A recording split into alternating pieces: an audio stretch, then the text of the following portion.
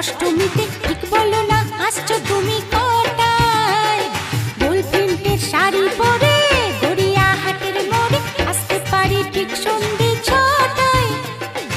এলাম যে কথা নিতে পুজোর অষ্টমীতে ঠিক বলো না আসছো তুমি কটায়? সত্যি করে বলো না, করো না আমায় চলো না।